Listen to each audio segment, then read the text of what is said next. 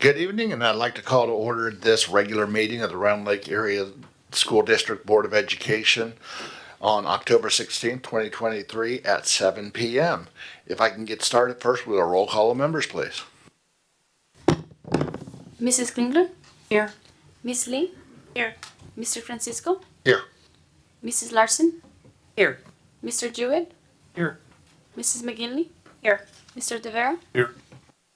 And first up is our Pledge of Allegiance.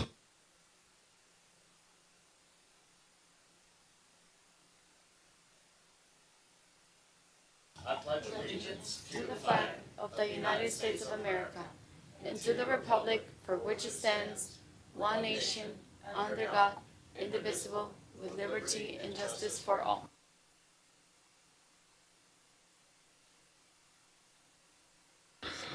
All right, first up we need an approval of the meeting agenda, which is in the minutes. So moved. Second. Motion by Mr. Jewett, seconded by Mrs. Larson. Roll call, please. Mr. De Vera? Yes. Mrs. McGinley? Yes. Mr. Jewett? Yeah. Mrs. Larson? Yes. Mr. Francisco? Yes. Miss Lee? Yes. Mrs. Klingler? Yes. Motion carries. We have an approved meeting agenda, and first up on the agenda are special recognition and presentations. And our first is our September Athletes of the Month.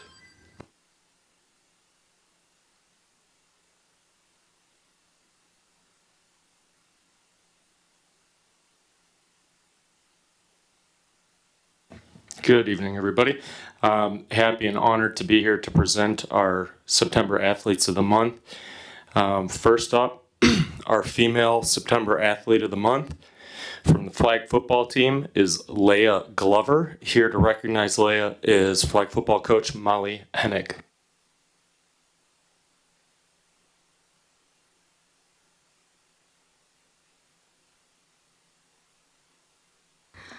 Still learning all the flag football lingo, so I'm going to try to do my best here. But Leah, in this short season that we've had, has scored 12 touchdowns, which is pretty remarkable in 7 games I think we've played so far. She is one of the best pass rushers in our whole conference, and we have the same referees who go around like most of Northern Illinois to do our games, and they've remarked multiple times on how Leah is probably one of the best players in the state. Which in its first year of flag football is pretty cool to see her finishing her career. She has one more year left, but kind of completing her high school career playing flag football after starting out with the Spartans program when she was in middle school. So she's kind of got to reignite that passion that she had, and has really led our team. She was named the player of the game when the Chicago Bears were here for the homecoming game. So that was really cool. She got to have Roberto Garza give her that award. And then the other thing that she has done is she's played volleyball the whole time she's had flag football too. So she's been a 2-sport athlete in the same season, which hasn't always been easy, but she's done a really good job in the classroom and also just managing both sports, which isn't the normal thing that a high school student is doing. So she's actually a 4-sport athlete in that, so it's pretty cool that I get to coach her in this and flag football and in basketball. So Leah has really set the tone for what flag football will look like going forward. So I think that she's a great role model for some of the freshmen and younger girls that are coming up too to see. So very excited to have her in the year 1 of the program.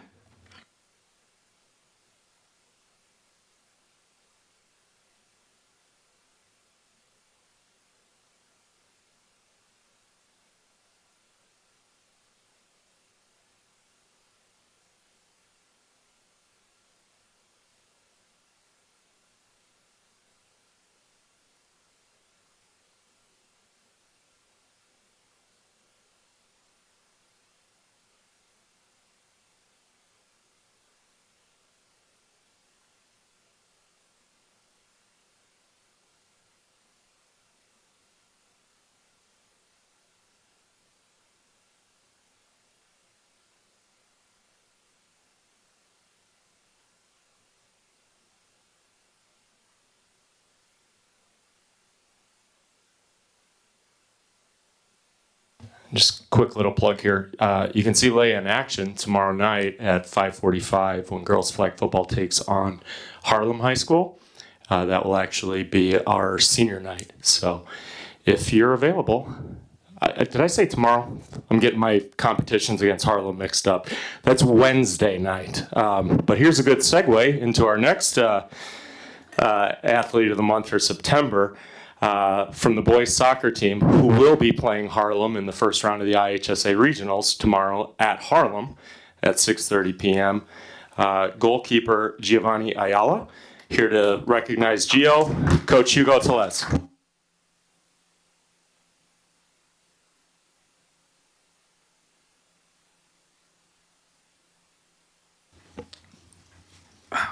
All right. Gio Ayala. Yes, he's a freshman.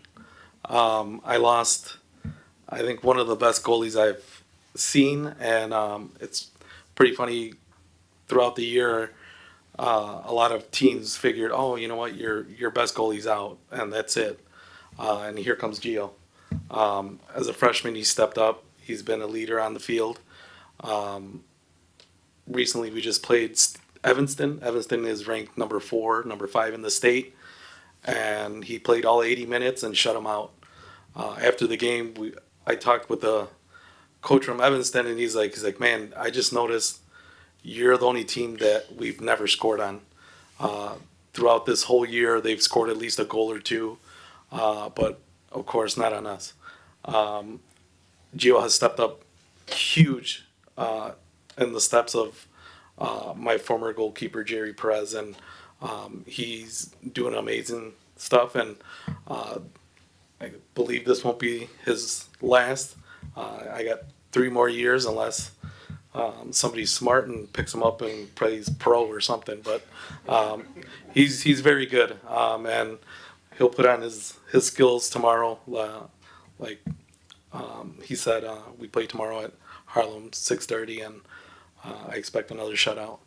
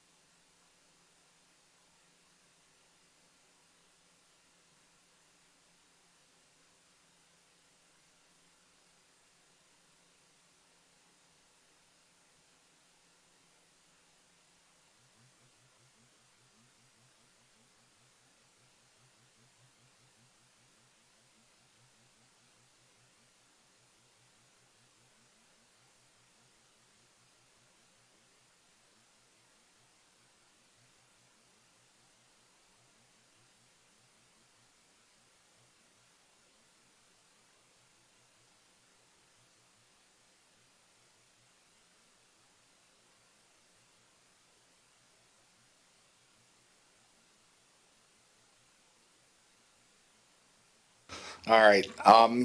This is the first time I'm giving this award out for a trainee of the month.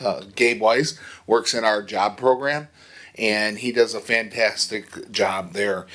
He's currently working at Doggy Days, and there's some things that Gabe does that I think are really special, and I think they're very desirable traits as for an employer. So first of all, Gabe shows up to work every day on time, ready to go for work. He comes in there every single day with just a great attitude, big smile on his face every time he shows up, and happy to work there. What the owners say about Gabe is that he's a self-starter, needs little direction on what he does, and constantly checks in to make sure he's doing his tasks right.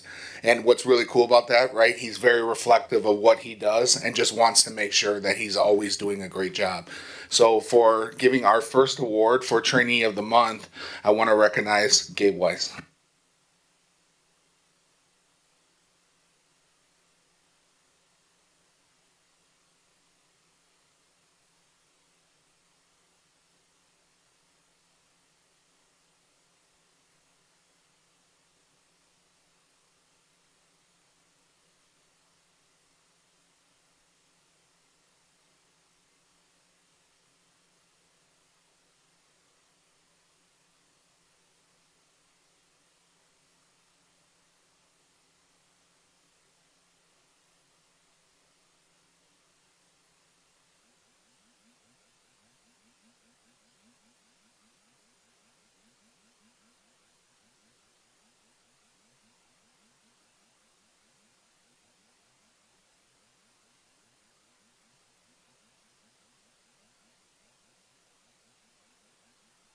Okay, moving on to our next award, we get to recognize our Exchange Club Youth of the Month, and I want to bring up Demaya Turner.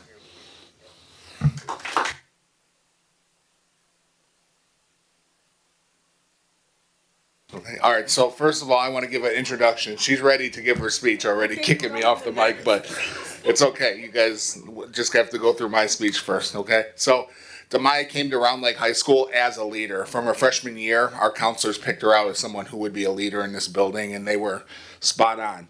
So, Demaya is part of our oh man, I just messed up. I was trying not to look at this, but she was one of our Panther crew leaders. Okay, so she's a member of our Panther crew. She's also a member of our student athlete leadership team, and then is a part of our community civics honors course as well.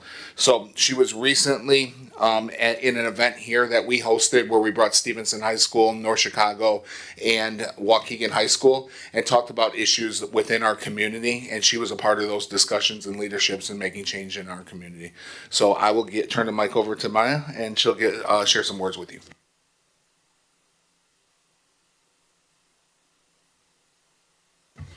Hello. So here's my speech. When I was younger, I was introduced to diversity within my own community. It wasn't race or ethnicity diversity, but complexion diversity. I know that's not the true meaning, but that was the first time I was able to experience being in an environment with someone who looks like me, but not the same complexion as me. At this time, society was doing a horrible job at teaching children that your complexion doesn't justify who you are. This was when I went to a predominantly black school.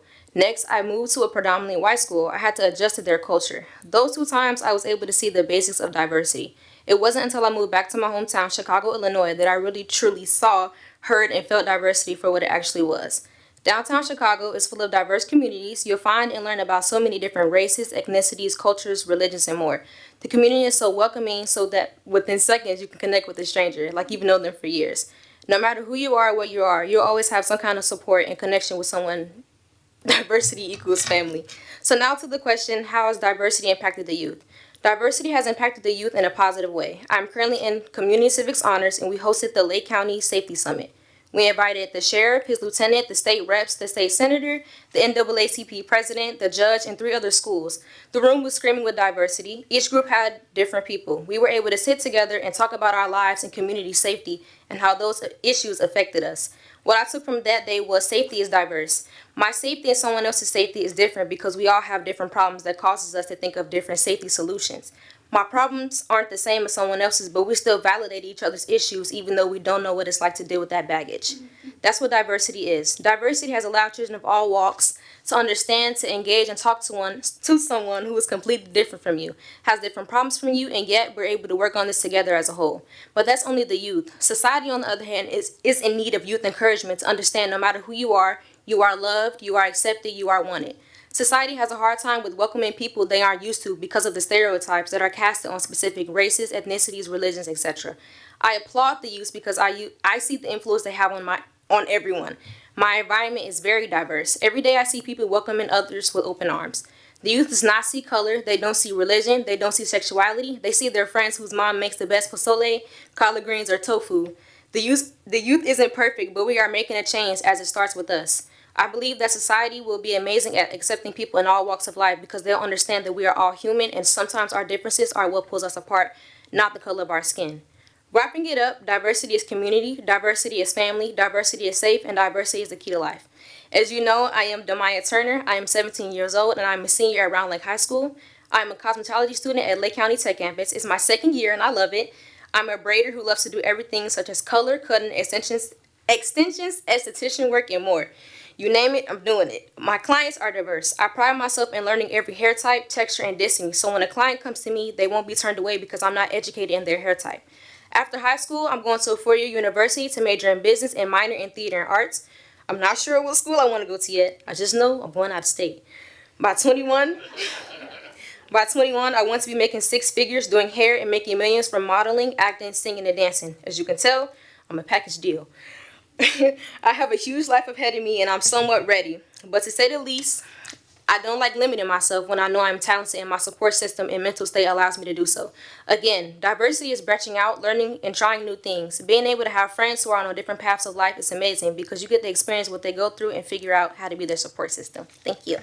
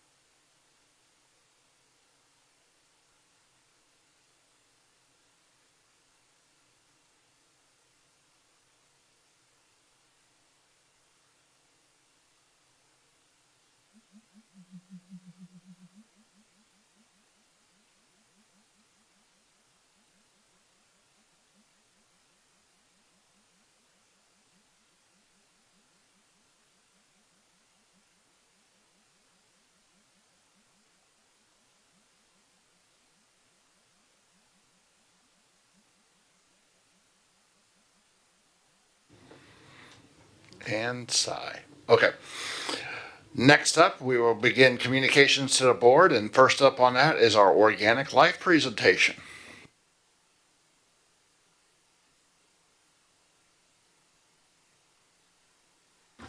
Good evening. If they knew there was mac and cheese involved, they wouldn't be leaving, I'm sure. Or they're heading to the mac and cheese. There you go.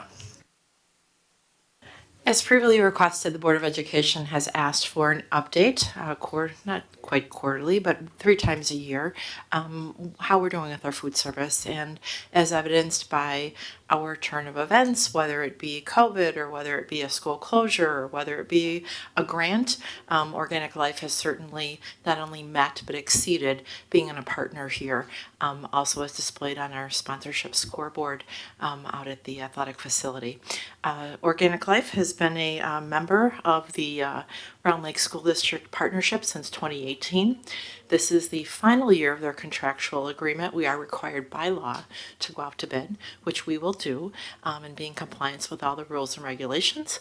But without being said that, we've been very pleased with their work, and we hope to continue a strong partnership, not only now, but potentially in the future. So without any further ado, I'm going to welcome Eric Karlinski, who's here this evening as the Executive Vice President. We also have Jose Gutierrez, back waving, he's very shy, and then Melissa Bungie, who is our on-site food service director, also an alum of Round Lake School District High School. So always very exciting.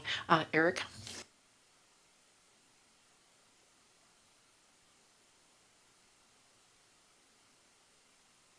Okay. Thank you. Good evening, everybody. Thank you for having us. We're always so excited to be here, and it's such a pleasure to provide you with an update on food service as we start off the school year. So as always, we like to provide some numbers for you to see the participation of breakfast and lunch. So we have from August 14th, when school started, through the end of September, between all the schools, we've had the number of breakfast right here broken down by school. The next slide is lunch. And then total meals served from August 14th or September 30th, over 64,000 breakfast and 130 plus lunch. In addition to breakfast and lunch, we're also providing snacks for the early childcare. We do AM and PM, a total of 6,407 combined snacks through the end of September. And we've continued the participation of the supper program, which is going very, very well over at McGee Middle and High School. So we, I don't have the total, but basically we've done quite a bit, so that's been going very well. On the next slide is just a reminder that our menu platform is through NutriSlice, so our menus can be posted. They're posted on NutriSlice through the link. Menus are available in English and Spanish and other languages as needed. Nutritional information is located, and allergens are also available as well. Our Panther Work program has continued. We're excited because we also started over at McGee as well as Round Lake High School. So that's been going great. They come every single day and they help us in the kitchen. So we're really grateful for the team that comes and helps us out in the kitchen.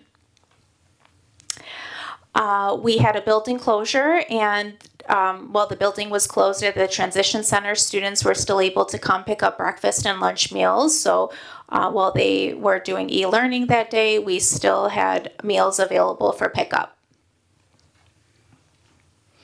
Luckily, it was a nice sunny day, not raining like last Friday. We've had a few new menu items, the Reuben sandwich and chicken parmesan with the side of pasta marinara that went very well.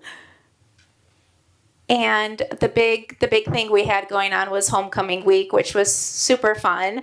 The theme was road trip across America. So we had different themes for each day of the week. Avocado toast for California, tacos and elote for Texas on Tuesday. That was something that you were able to sample this evening. Wednesday, the Gator Bites. Thursday was the New York pizza. And then Friday was the Panther favorite, the famous traditional macaroni and cheese that the kids love. So in honor of mac and cheese on Friday, we decided to do a homecoming edition with a twist of different types of mac and cheese. So we had a buffalo chicken mac, a chili mac, Italian mac, barbecue pork mac, and of course the famous traditional mac and cheese. We've also continued with caterings, and those have been going very well as well. And coming up, well, we've continued smoothies this year, so that's been fun for the kids at McGee Middle and the high school. But also for Halloween, we have the Eek slushy cups coming up. They're 100% fruit juice, so they qualify as a fruit for the day, but it's just something fun and a special treat for the kids on October 31st. And that's all we have for tonight. We're excited to continue throughout the school year and provide you with another update in mid-year. Does anybody have any questions? I would love to see the progress year over year. Oh, sure. We could implement that in January over the last few years, definitely.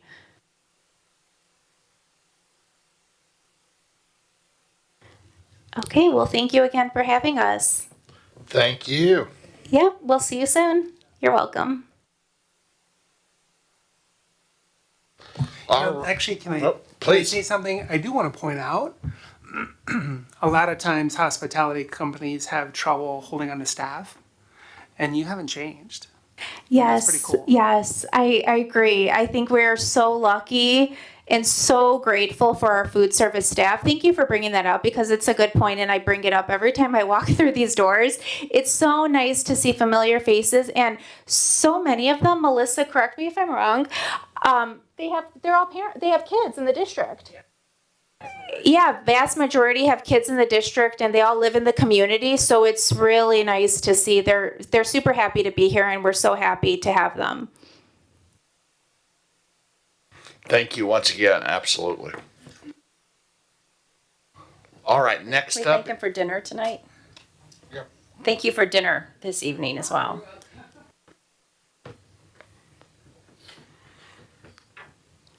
All right, next up is a quick report from the two of us who went to the 2023 Cosmo Urban Board Alliance Symposium back in August. It was down in Chicago. I'm not going to belabor it too much. I'll let Ms. Lee talk to her points. Everything that I put is out there. Again, it's a lot of the same things that we tend to hear in III, in national. But I will say the one thing that I did like about this focus was it was more focused on the larger urban boards and some of the challenges that we see in our district that maybe don't translate the same way when you're talking to a school board member in southern Illinois, so to speak.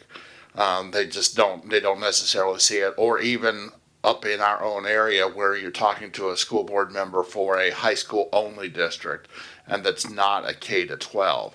And that's what we got to see. And the focus on equity, diversity, and inclusion was staggering. And the amount of work that the administration is already putting in, that we can see that they're recommending that you put in, we're already there. So that I would say it feels like we're a couple steps ahead of that curve, which is always better to be ahead than to be behind. But any questions from what I put in there on my packet, and I'll let Ms. Lee chime in as well. Thank you. I agree. I was so proud of the fact that a lot of the recommendations we were already on top of as a district.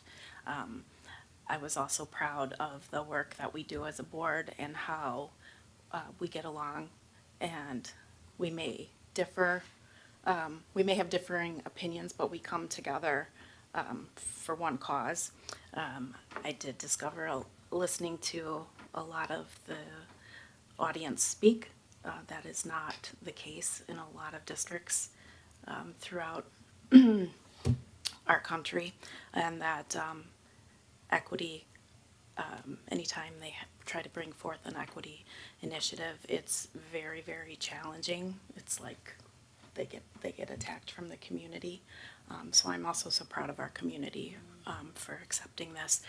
And I've also had to try and explain to people equity versus equality, and we've all seen the students standing on the box to see the game. But I, for the first time, had been, I had learned a new analogy, which I thought was fabulous, and I don't know if any of you have heard it, but a mom has 3 kids at home, and they all stayed home from school sick. And I if you've heard this, I'm sorry, but one has a migraine, one has a sprained ankle, and one has the flu. You don't give them all cold and flu medicine. That's equity. There were a lot of great speakers.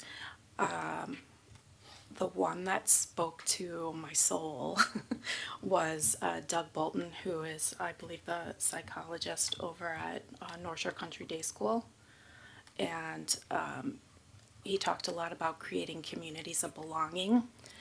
And the presentation I would encourage you to look at. I thought it was really great. But he talked about how life was hard pre-pandemic, that the rates of depression rose more than 60% in students from 2009 to 2018. And then we saw an even bigger rise after the pandemic. And that suicide rates for children is 2 times higher when school is in session. So there's that sense of belonging or not belonging piece that comes into it.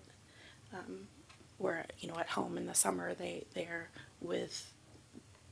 doing what they're doing and they feel included, but often these kids are not, they don't have that sense of belonging when they're in school, and it affects their behavior. Mental health shows up as a behavior, and that a lot of times we focus on the behavior and not what's causing the behavior. And that the students who struggle the most are the ones who feel like they don't belong, and that, you know, we're detentions, and it was cute. The speaker's son graduated with 500 detentions. 500 detentions. Good student, went to college, honor student, but was tardy to class so often that he had 500 detentions. And his point was, how many detentions before we realize that they're not working? So this one, because I feel for the students who might not belong, feel like they belong. For the student who's tardy, maybe we need to delve deeper into why are they tardy? Are they getting their younger siblings on a bus? Are they struggling to find some food before school? Are they get a detention for wearing a hat in school? Are they feeling so insecure that they're wearing a hat? We're not focusing on the why, but the behavior.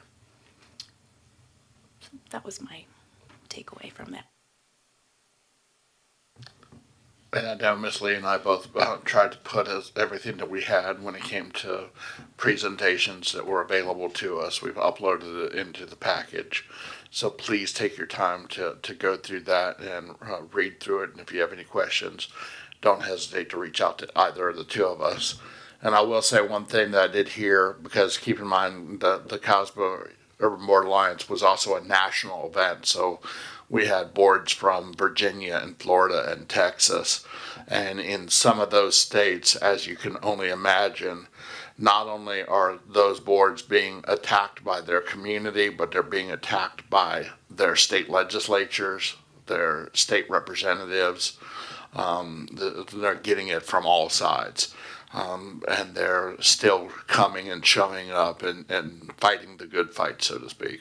So that was probably also one takeaway that I did not mention. But at this point, I would turn it over to any questions from the board for us. Would you go again?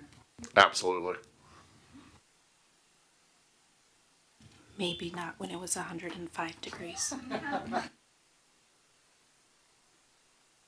Yeah, it was a little warm in the high rises, but at the same point. But yes, I would 100% go again. And then another one that I probably will recommend that we want to look at, that kind of flew under my radar, was that COSBA actually does a annual legislative fly-in, so to speak, where they go into DC and schedule time to sit with House and Senate members and all of that on the federal legislative side. So I'm going to keep an eye out for that and be able to communicate that, because that could absolutely be something that we want to look at.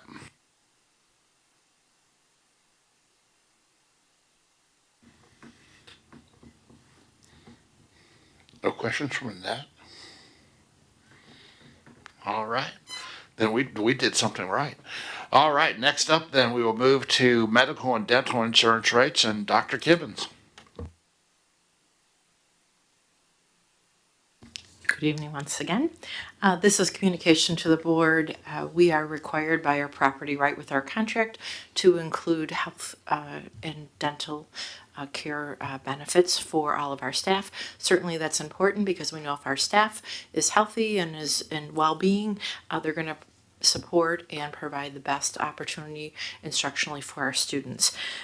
Just a reminder to the board, we are a member of NIHIP, and that acronym stands for Northern Illinois Health Insurance Program.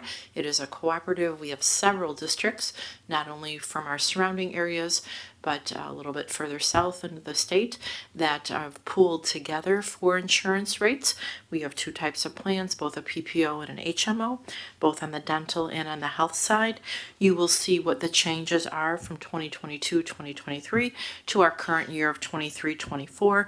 We've been a member of the cooperative group since 2009.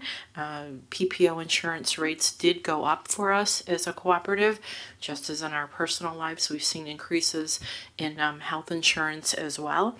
As you look at the average between the PPO and the HMO, the average was 9.9, which is trending with industry standards. We did see an increase the first time since 2013 on the PPO dental side. So again, this is communication to our board. I don't see anything out of the ordinary with this. It's part of what we are required to do, but it's also in the best interest of supporting our staff. Thank you for that recap. Any questions for Dr. Kibbins? No questions, but I could just add, this was on the Finance Committee agenda this evening. And again, it's just review, as Dr. Kibbins stated. This is what we offer our staff. And as Dr. Kibbins mentioned, we're required to report out to, again, as she noted, there's a slight increase, as you see, for the plans that are offered. But I know we've all experienced that personally.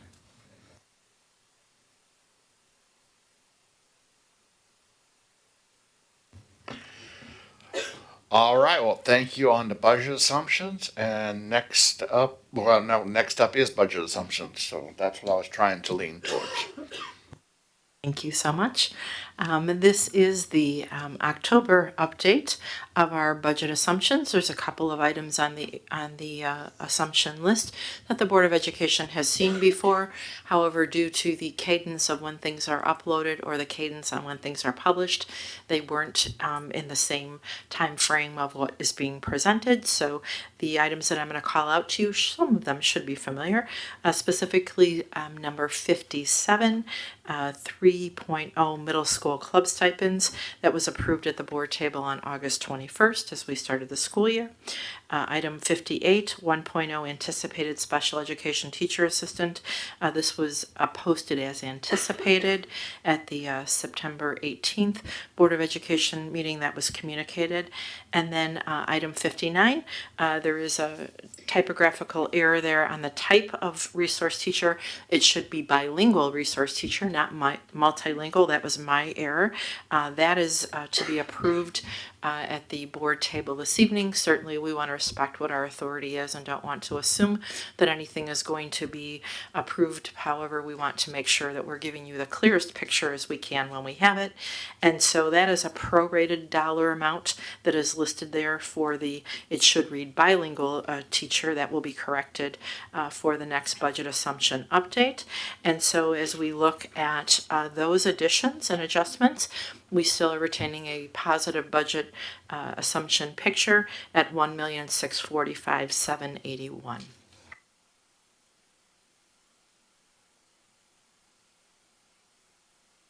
Any questions? No questions. Again, just wanting to point out this was on the Finance Committee agenda this evening, reviewing that. And, as Dr. Kibbens mentioned, line 58 and 59, those are showing anticipated, both of those on the agenda coming up later for the board's support. That's it. Thank you, Dr. Kibbens. Thank you, Dr. Kevin. All right, next up is our October 2023 Strategic Plan Monthly Update. It was laid out. Yep, just a couple of things I'd like to call out. The first bucket is related, Theme A Goal 1, Theme A Goal 2, and Theme D Goal 2. We are like knee-deep in partner school planning. All of the subcommittees have started working. You've got programming, supplies, facilities, staffing. So the work is well underway with that. We've also started solidifying our plan, Theme A, Goal 4. And this is actually going to be brought back for you to see as a separate, I think hopefully you've noticed the last year or two, we've been bringing instructional slide decks to kind of inform and educate the board, very similar to the bilingual dual language programming that Melanie Knapp presented. We're going to have Dr. Stefan and Jess Krohn bring information back regarding the college and career pathway endorsements. There's a lot going on at the bookends of the educational system, pre-K-12, a lot with early childhood and a lot with post-secondary. And we are tracking with what the state is requiring, but really looking forward to sharing a lot of detail with what we're doing with college and career pathway endorsements. The way to think about that is very similar to the biliteracy seal that would go on the transcripts. What I'm really pleased to see, yes, AP classes are important, but now extra emphasis being placed on not just college bound, but certificates and those types of things.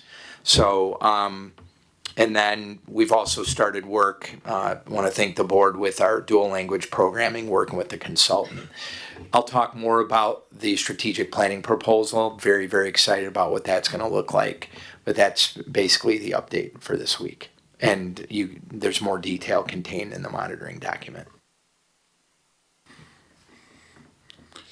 Any questions for Dr. Mendoza?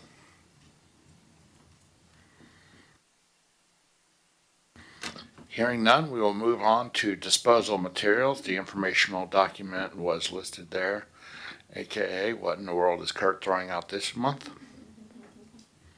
Pretty busy month. I do want to point out we discussed this as a principal group last week. Some of the materials we do dispose of are no longer used in our curriculum, but may be books that would be valuable to our students for their own personal libraries. So many of our elementary principals are going to be looking, and when appropriate, setting books out for families and students to take home to enjoy and give them a second life.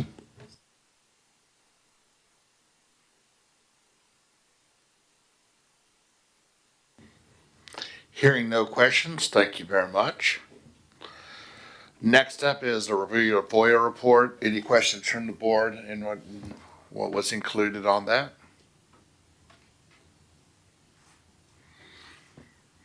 All right, hearing nothing on the FOIA report, we will now go to the contracts under 1,000 report.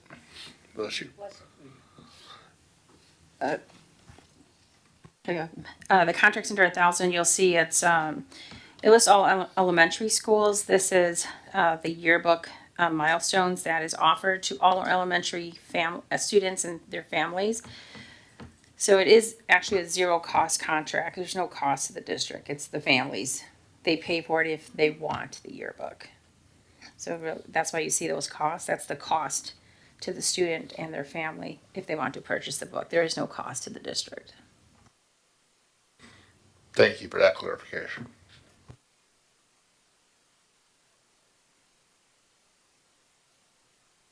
Teachers, I should say, too. The Yeah. teachers want to buy it, too. It's not just the students.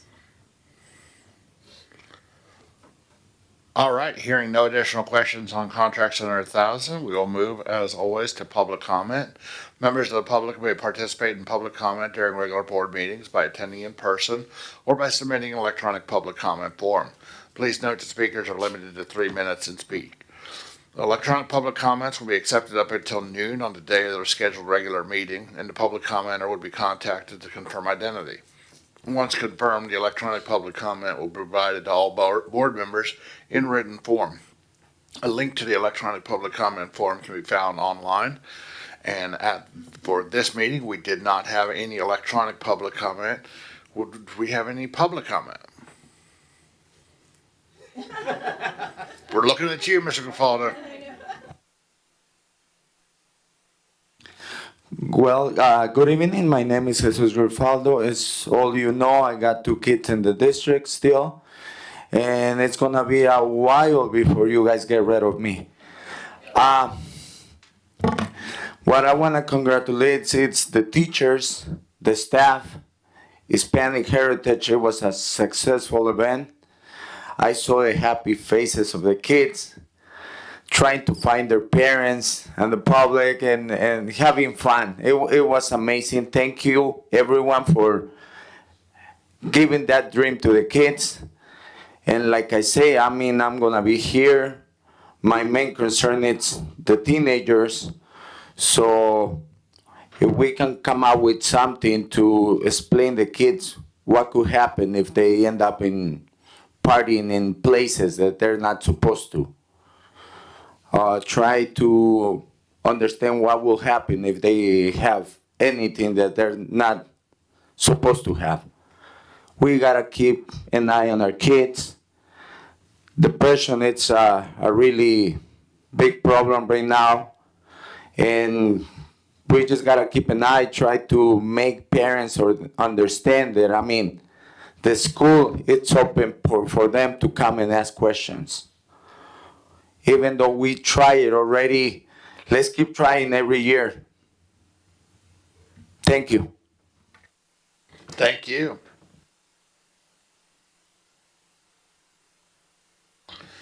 All right, next up is the superintendent's report. Dr. Mendoza, take it away. Thank you, Board President Francisco and School Board. On Saturday, our district, in partnership with local police and fire representatives, hosted an active assailant and reunification drill. The active assailant drill, which took place at Murphy School and involved multiple Round Lake area police agencies, the Round Lake area fire department, SEMCOM dispatch, school and district administrators, and criminal justice students from the College of Lake County.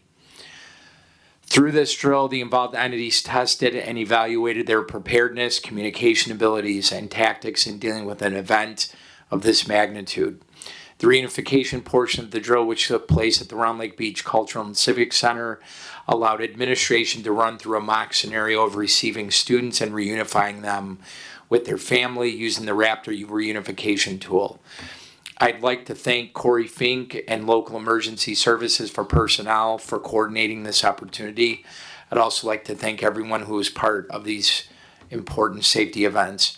I actually attended the reunification site. I am so grateful that we actually went through a drill. I felt obviously good about what we have on paper, and you know, all of the academics, I mean, student outcomes, that's super important. We can't do anything unless we're ensuring the safety of our kids. And the degree of planning that went into this was extraordinary, and I think we learned some things.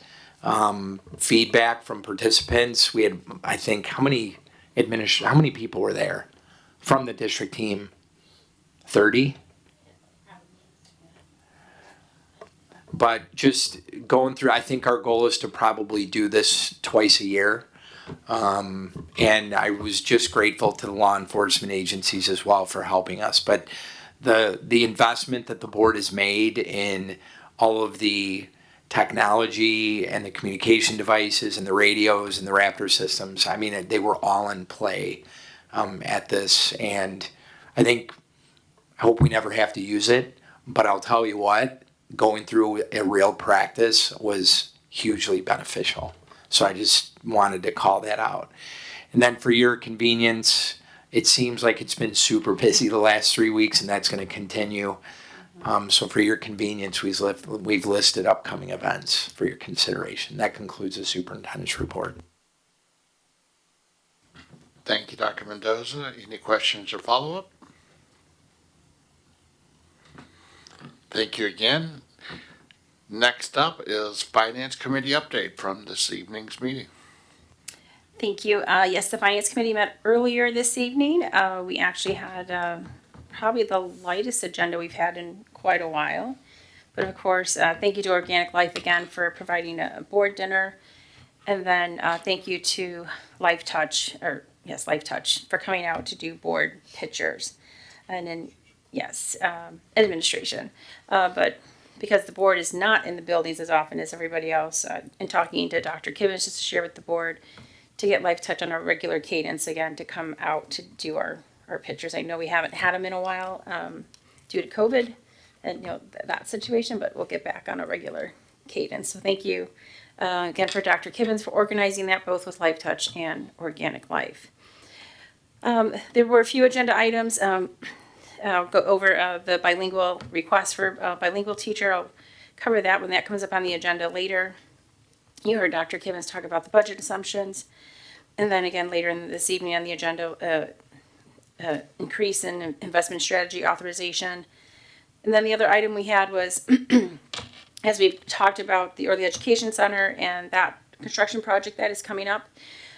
Well, we do have the bids that are out and on the websites as we seek those subcontractors. Those bids will start next week, and then we'll need to, of course, those still need to be approved by the board. We try to get that in cadence with the Finance Committee, but due to the nature of those and the work that we're trying to get done quickly and efficiently, we will move those to our first meeting in November. So that Finance does get the opportunity to review those. We'll meet with Dr. Kivens outside the Finance meeting, so when we bring those to the board, we can speak to those. So Mr. DeVere and I will meet with Dr. Kivens prior. Our informational items, again, you've seen the presentation from Organic Life, the medical, dental, insurance rates, again, the contracts under 1,000 with the elementary school yearbooks. And then, of course, the treasurer's report. And I just wanted to, point out is in our conversations with Dr. Kivens, because again, it'll be on the agenda later this evening as we talk about our investment strategy. In our budget assumptions earlier, you saw what our projections are for investments. So I don't want to speak too prematurely, but we are on target and looking to hopefully exceed that. But again, I don't want to speak too loud and too soon and put something in the universe I shouldn't. And that is the finance report. Anything to add, Mr. DeVera? I do not. And that's it for finance. Thank you. Thank you both for that very much. Any questions for the Finance Committee? All right, then let us get moving on some approval of open meeting minutes. I need a motion to approve the minutes of October 2nd, 2023, regular board meeting minutes. So moved. Second. Motion by Ms. Klingler, seconded by Ms. Lee. Roll call, please. Mr. DeVere? Yes. Mrs. McGinley? Yes. Mr. Jewett? Yes. Mrs. Larson? Abstain. Mr. Francisco? Yes. Miss Lee? Yes. Mrs. Klingler? Yes. Motion carries. I need a motion to approve the minutes of the October 3rd, 2023 special board meeting for the hearing at 5:30 p.m. So moved. Second. Motion by Mr. Devera, seconded by Ms. Lee. Roll call, please. Mr. Tavera? Yes. Mrs. McGinley? Yes. Mr. Jewett? Abstain. Mrs. Larson? Yes. Mr. Francisco? Abstain. Miss Lee? Yes. Mrs. Klingler? Yes. Motion carries. I need a motion to approve the minutes of the October 3rd, 2023 special board meeting for the hearing at 6:15 p.m. So moved. Second. Motion by Ms. Lee, seconded by Mrs. Klingler. Roll call, please. Mr. Tavera? Yes. Mrs. McGinley? Yes. Mr. Jewett? Abstain. Mrs. Larson? Yes. Mr. Francisco? Abstain. Miss Lee? Yes. Mrs. Klingler? Yes. Motion carries. All right, on the consent agenda, I need a motion to approve the consent agenda for the accounts payable report for $699,726.48. The previous motions report for $1,162,117.34. The September 23rd Treasurers Report, the September 2023 Treasurers Report, September 2023 P Card Report, October 16th, 2023 Employment Report. So moved. Second. Motion by Mr. Tavera, seconded by Mrs. Klingler. Roll call, please. Mr. Tavera? Yes. Mrs. McGinley? Yes. Mr. Jewett? Yes. Mrs. Larson? Yes. Mr. Francisco? Yes. Miss Lee? Yes. Mrs. Klingler? Yes. Motion carries. And old business, I need a motion to approve the change order for $16,000 required for the completion of the Round Lake Middle School parking lot project. So moved. Second. Motion by Mrs. Klingler, seconded by Mr. Tavera. Yeah, thank you. If I could just kindly remind the board, this change order is for the Round Lake Middle School parking lot. Both Dr. Lamping and Mr. Rierick came to the board and talking regarding that project, needing additional materials to make that upper part of the parking lot more sound and stable as we redid the paving or the parking lot, both for Round Lake, well, we did for Round Lake Middle and Indian Hill, but this was for Round Lake Middle specifically. Thank you, and roll call, please. Mr. Tavera? Yes. Mrs. McGinley? Yes. Mr. Jewett? Yes. Mrs. Larson? Yes. Mr. Francisco? Yes. Miss Lee? Yes. Mrs. Klingler? Yes. Motion carries. All right, new business. I need a motion to approve the amended investment strategy for Dr. Pamela Kibbens, Chief Financial Officer, to invest up to $10 million for less than 1 year in duration. So moved. Second. Motion by Mrs. Klingler, seconded by Miss Lee. Finance? Thank you. As I mentioned, we have this at Finance earlier this evening, and as Dr. Kibbens says, as we watch our investment strategies, we see an opportunity. And again, please know that as we're looking at these dollars to invest, I know it's $10 million, and that's a lot of money. We don't take that lightly. Please know this does not take away from anything. These are funds that we're able to invest without holding the district hostage, I guess, so to speak, in other areas. But we see an opportunity where we can invest this money short term due to market conditions currently. Now, again, I do stay in very close contact with Dr. Kibbens. She does call me. We talk about it where we'll pull or invest. So, again, we're looking for that opportunity to invest further dollars. And as I mentioned on the Treasurer's Report, we see where we're investing this money. So we're authorizing her to do an additional $10 million. We currently have $17 million. That is where Dr. Kibbens was authorized previously. $17 million, right? 17 and a half. Yeah, 17 and a half. I knew I was wrong there. 17 and a half. Thank you for the correction. That we've given Dr. Kibbens prior authorization to invest. So again, this is an additional $10 million. And again, it is for less than a year. We don't want to do anything longer than that. Questions? Hearing none. Roll call, please. Mr. Tavera? Yes. Mrs. McGinley? Yes. Mr. Jewett? Yes. Mrs. Larson? Yes. Mr. Francisco? Yes. Miss Lee? Yes. Mrs. Klingler? Yes, absolutely. Motion carries. All right, next up is our approval of board positions on the IASB proposed resolutions. Everyone has a sheet at the desk that spelled through, and everybody's homework was to have read through and to come with any questions. I will open it up in my review of it, all 5 of the resolutions and all 5 of ISB's recommendations I'm in line with. But absolutely want to hear it out, and let's make sure that we have a good conversation. I'm aligned with those as well. I'm not. I'm sorry. I'll be a squeaky wheel here, but I agree with all of them except for number 4. I think that they should adopt that. The employment history review. That was one that I'd spent some time on. My fear and the same fear that ISB had, because I actually talked with Odie Paul, who's our ISB Resolutions Committee person. The fear is that if you get too far in the weeds, you put yourself into more legal risk by being too far into the weeds, and that it becomes a potential to open you up for legal recourse by having done too much, where it looks like that you're actually trying to pursue something of an own agenda instead of doing it on a natural course. So I do see both sides of that, but respectfully, I do not think when it comes to children's safety that you can do too much. Understood. Okay, let's go through this. Is there any other, I hear 1 for 4, so we'll need to have a vote on number 4.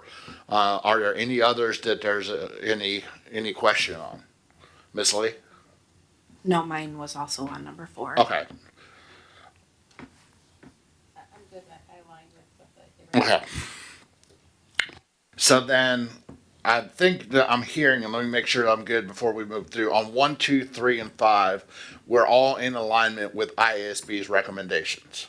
So then, we need to have a motion or a vote on number 4 as to whether or not our board recommends to adopt or to do not adopt, keeping in mind that IASB is do not adopt. So just try to be clear. If you remember what happened last year, we were talking for about 50 minutes. If we vote for to not adopt, does that mean so? I just recommend you. To try and re-clarify that, we want to either vote adopt or do not adopt. And do not adopt is IASB's position. And adopt is not IASB's position. So can I just, because the motion is to support the proposed resolutions. So I guess, do we have a majority of the board that support the recommendation? Because otherwise I gotta change this resolution and then you Yeah, would. that's all you gotta look for. Is just, Well, and that's fair. Okay, so I know that I support I support all of them. Yeah, I support all of the IASB recommendations. As do I, so that's 3. That's 3. 4. Scott, you're in support? I actually support them all too. Okay. 6. Well, actually, that's 5 right there. So Can I ask a question? please. Do we already use the DCFS CANTS system? Everyone who makes a mandated report has to fill out the CANTS forms. So, do you mean that, or?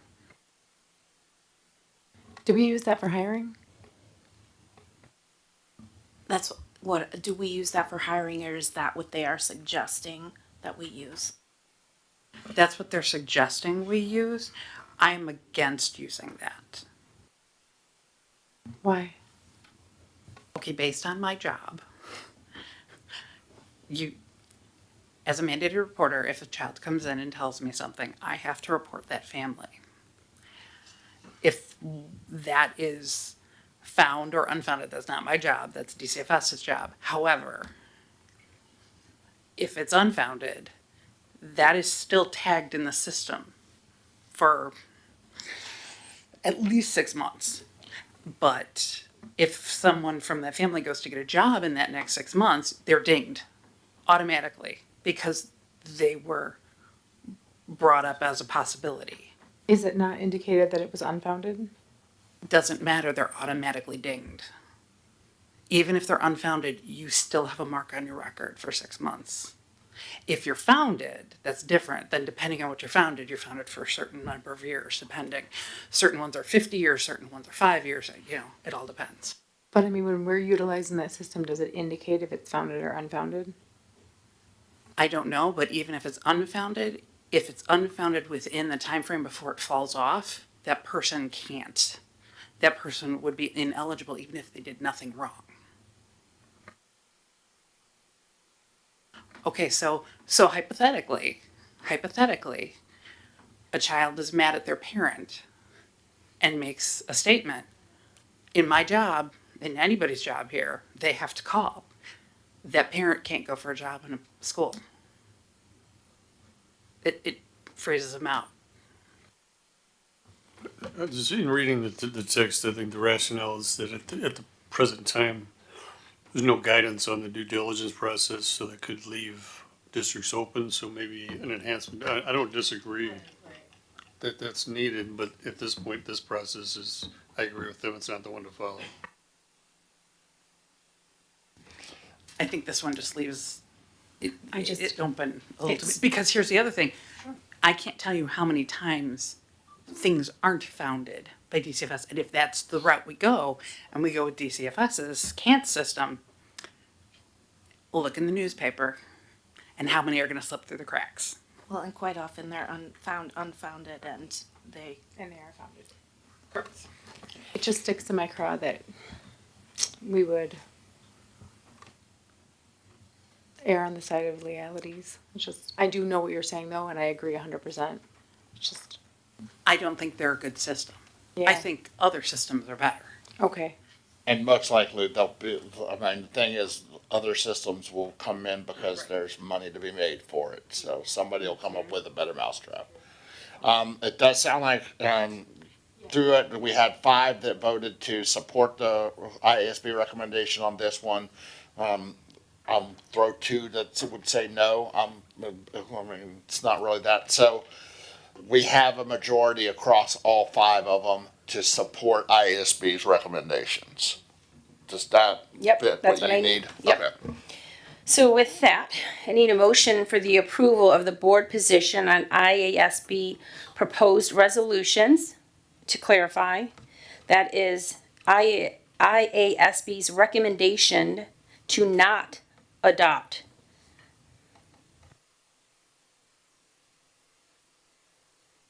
No, I'm not reading all of them, just their recommendation is not to. Number 1 is do not adopt. Number 2 is to adopt. I'm sorry, yes, thank you. Number 3 is to adopt. Number 4 is to not adopt. And number 5 is to not adopt. Yeah, so I'm gonna. So the motion gonna- is to, I'm gonna read. why don't you read? Too many do's and don'ts again. I need a motion for the approval of the board position on the IASB proposed resolutions. Number 1 recommends do not adopt. Number 2, school resource officer funding recommends do adopt. Number 3, bus driver regulations recommends do adopt. Number 4, employment history review recommends do not adopt. Number 5, alternative safe school funding, do not adopt. And for clarification on number 1, as I did not read the resolution, number 1 is industrial construction. What is it? I'm sorry, I can't see that. Industrial construction. Yes, recommends do not adopt. So moved. Second. Motion by Mr. Tavera, seconded by Mr. Jewett. Roll call, please. Mr. Tavera? Yes. Mrs. McGinley? Yes. Mr. Jewett? Yes. Mrs. Larson? Yes. Mr. Francisco? Yes. Miss Lee? Yes. Mrs. Klingler? No. Motion carries. All right, next up is a delegate and an alternate for the 2023 Joint Annual Conference. Now, Miss Lee was our delegate last year. I think you were a delegate a couple years back. Or 2 years ago, so then you would have been before that. So it was like 23, 22. We didn't have one in 21. So you were like 20. I did digital. And you did the digital. Okay, so then basically the last three that haven't been a delegate in a while are yourself, and me. So either of you, Have you done it, Kevin? Are you interested? do you have any interest? Not really. Okay. I mean, I'd love to do it again. I always love doing that. Well, I would but just it's- ask Peg since you only did it digitally. Yeah, that's Since fair. you didn't get to do it in person. You want to go be live? Sure. I'll Okay, try and that. then I'll fill in as your alternate just in case. Here you go. Okay. So, hold on, I need to read a motion. Please do. Thank you. As we all look at Kevin like, going, All right, I'm going to read a motion. I need a motion to approve the delegate of Miss Peg Larson and the alternate of Mr. Michael Francisco for the 2023 Joint Annual Conference Delegate Assembly. So moved. Second. motion by Mrs. Klingler, seconded by Miss Lee. Roll call, please. Mr. Tavera? Yep. Mrs. McGinley? Yes. Mr. Jewett? Yes. Mrs. Larson? Yeah. Mr. Francisco? Yes. Miss Lee? Yes. Mrs. Klingler? Yes. Motion carries. All right, next up is a strategic planning recommendation. Dr. Mendoza. Yeah, so I'm looking respectfully for approval this evening on the recommendation. I put a lot of information there. Hopefully it wasn't too much, but just gave the board background on where we've been in the last 6 years. We had to extend the current plan a year because of COVID. For your convenience, I've taken the multiple vendors, which includes JMP Consulting, which is the consultant I'm recommending, and included blue text where the process is going to be a little bit different. When I look holistically at what we're getting for the value, I absolutely think we stick with the same facilitator. Primary differences in the process would be that we wouldn't need to give a climate culture survey because we already have that, which we have a comprehensive one that we have a ton of data on. My recommendation is we keep the current mission and belief statements. For your convenience, I've included those. As a gentle reminder, our values and belief statements deal with being financially responsible, building relationships, engaging our community, focus on diversity, and then making sure we're meeting the social, emotional, and academic needs of all. A lot of the time, the biggest difference will be, and it will consume probably 3 out of the 5 meetings, is building collaboratively the portrait of a graduate. It's really a process that we go through to, in a graphic, kind of identify what we want in our graduates, dispositionally, skills-wise, character traits. And I put samples on there that actually, I wouldn't just say this, but I think Antioch did a heck of a great job on theirs. It is for your convenience. Multiple samples are included for reference. And the best part about it is our kids are going to be involved in this process. So we would identify about 7 or 8 students that would be at all the strategic planning meetings. And the goal is ultimately, once we kind of narrow down what the portrait is in terms of characteristics, we would have our own students develop the graphic that would be brought back to the larger committee. So at the end of this, we would add mission statements, belief statements, quantifiably measurable goals. I think that's one of the things that is going to be a little bit different. And what I mean by that is examples might be reduce chronic absenteeism by X% over the next X number of years, increase the number of students with the college and career endorsement on their transcript by X%, increase special ed performance on the IAR by X%. And then literally all the work is focused on those goals that we have. I also, to be frank, we have a lot going. The fact that we'd be able to get this done in 4 to 5 meetings, and I think we'd have a really, really good product was appealing to me. And Dr. Porto continues to facilitate strategic planning. I think we would be the 12th district that he's done multiple plans with. So people keep using him because they're happy and he's evolved. So I'm happy to answer any questions you have, but my recommendation respectfully is that we go with JMP Consulting in the amount of $15,000, which would be paid for using a discretionary superintendent account for professional services. Yeah, I have zero issue with that. I agree. Well, let me put the motion on the floor then. I need a motion to approve the consulting agreement for the purpose of developing an updated comprehensive strategic plan that includes a portrait of a graduate with JMP Consulting in the amount of $15,000. So moved. Second. Motion by Mr. Francisco, seconded by Mr. Jewett. Roll call, please. Mr. Tavera? Yes. Mrs. McGinley? Yes. Mr. Jewett? Yes. Mrs. Larson? Yes. Mr. Francisco? Yes. Miss Lee? Yes. Mrs. Klingler? Yes. Motion carries, and yet more appointments for us on our calendars. Yay! We will try to pin dates down. I'll have UNAIR reach out to you, but I would expect the process will both start and end in January, February. And what we're going to try to do is stick with the same night of the week. So we'll make sure we get information out so we can get that on your calendars as soon as possible. Just a reminder, February, people are attending COSBA conference.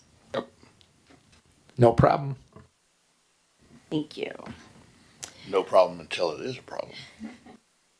I need a motion to approve the Round Lake High School Winter Guard trip to compete in the WGI Regionals in Flint, Michigan. So moved. Second. Motion by Ms. Klingler, seconded by Mr. Jewett. Roll call, please. Questions or roll call? Roll call. I hear no questions. Mr. Tavera? Yes. Mrs. McGinley? Yes. Mr. Jewett? Yes. Mrs. Larson? Yep. Mr. Francisco? Yes. Miss Lee? Yes. Mrs. Klingler? Yes. Motion carries. I need a motion to approve the 2024-2025, 2025-2026, 2026-2027 school calendars. So moved. Second. Motion by Ms. Klingler, seconded by Mr. Jewett. Roll call, please. Mr. Tavera? Yes. Mrs. McGinley? Yes. Mr. Jewett? Yes. Mrs. Larson? Yes. Mr. Francisco? Yes. Miss Lee? Yes. Mrs. Klingler? Yes. Motion carries. I need a motion to approve the addition of 1.0 FT. One quick second. Did we skip the 23-24 revised calendar?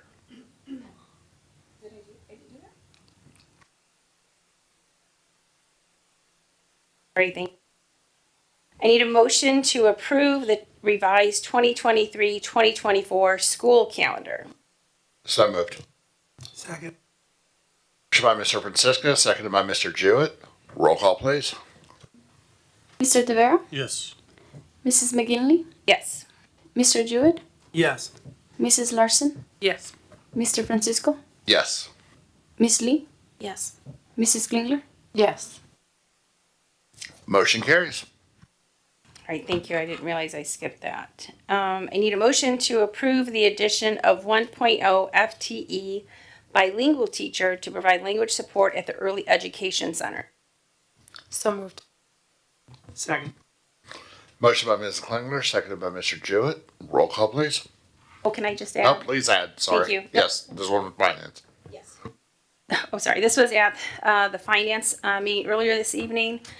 So the request for this FTE is when students enter the EEC, the question is posed, do they speak another language other than English in the home?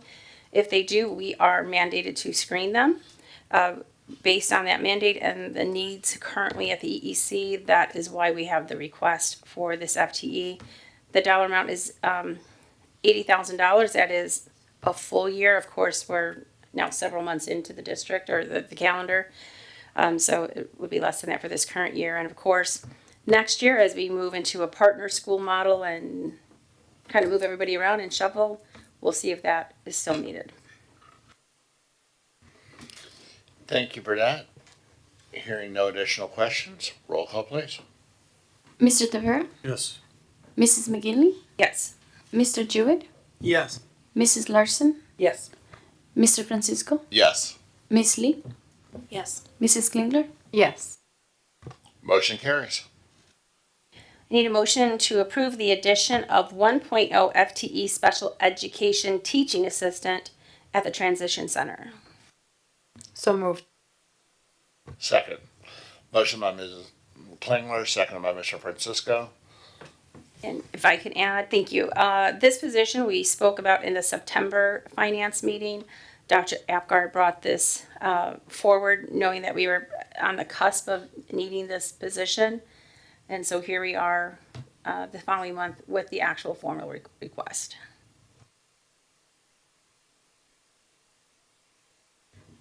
Thank you.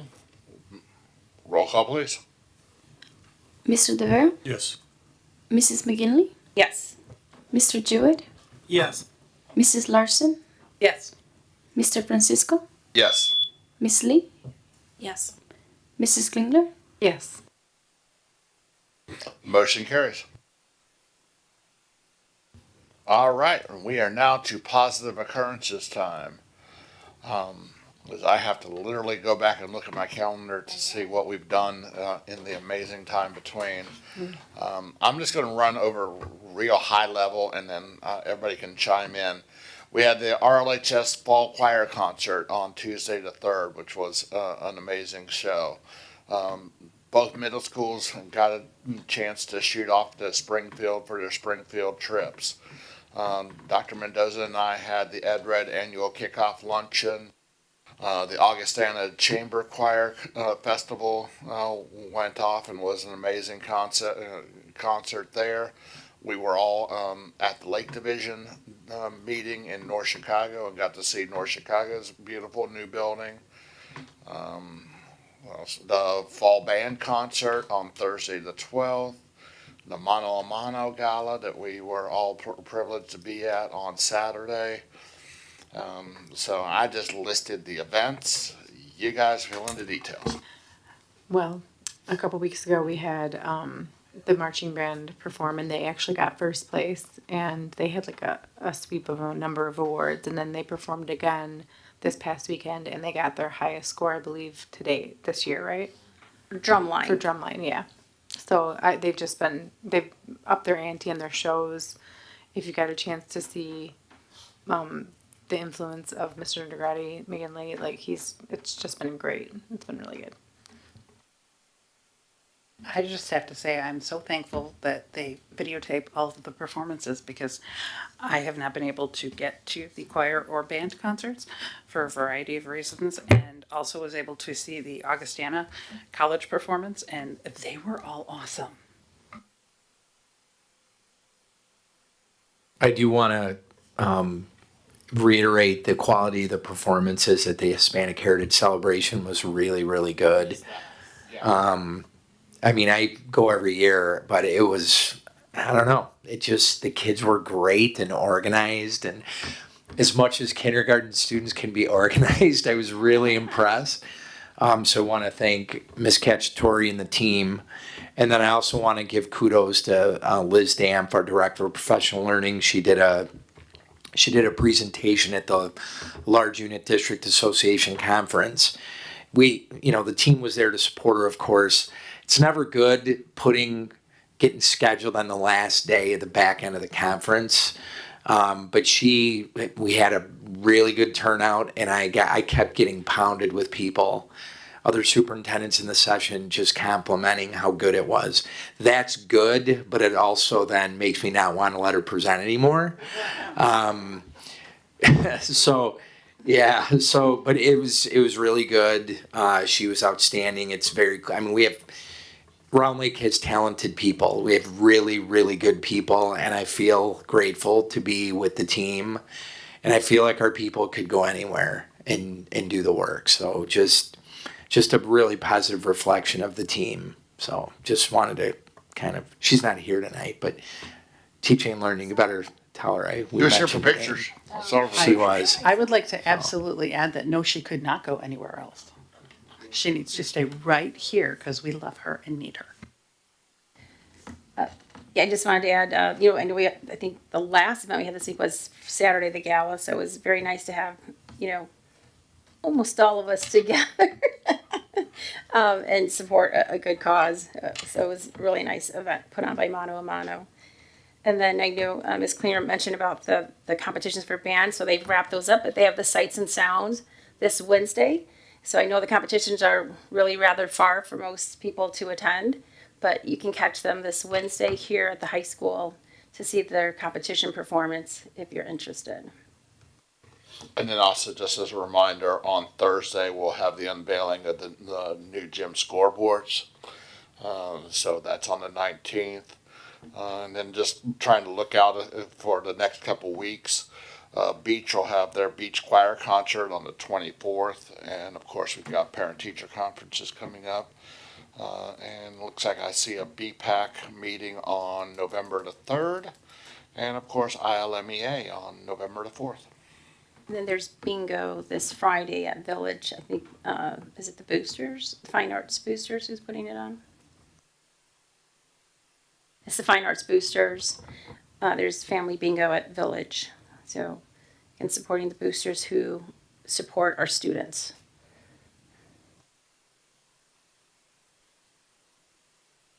And who doesn't love bingo, right? Was it B9?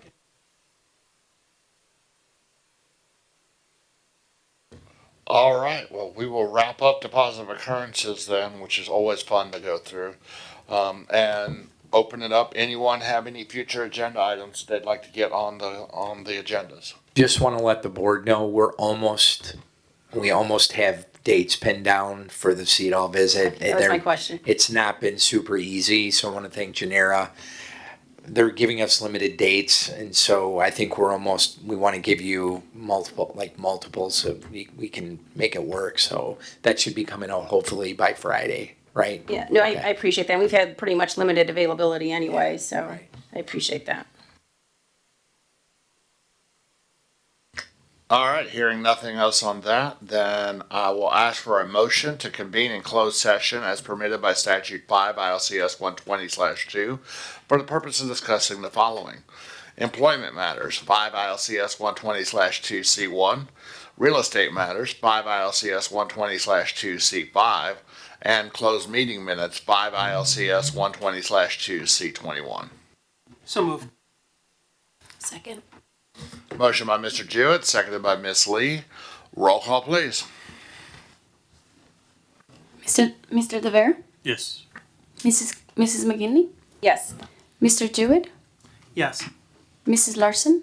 Yes. Mr. Francisco? Yes. Miss Lee? Yes. Mrs. Klingler? Yes.